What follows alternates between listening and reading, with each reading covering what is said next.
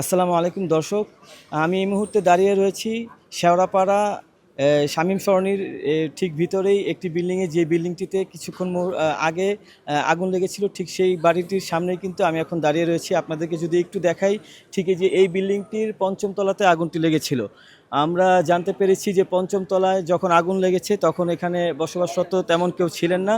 তবে আগুনের আভাস পেয়ে কিন্তু সকলেই তাদের সেফ স্থানে বা ইয়ার স্থানে চলে যায়। তারপরে কারো কিন্তু কোনো হতাহতের ঘটনা ঘটেনি। আশেপাশের মানুষ যখন জানতে পেরেছে যে এই বিল্ডিংয়ে ধাউ ধাউ করে আগুন জ্বলছে, সবাই এসে কিন্তু সাথে সাথেই ফায়ার সার্ভিসদেরকে কিন্তু অবগত করেছে। তাৎক্ষণিকভাবেই কিন্তু ওনারা চলে এসছে। তবে রাস্তাঘাটের কিছু প্রতিকূলতার কারণে রাস্তাঘাটের অবস্থা খুবই খারাপ।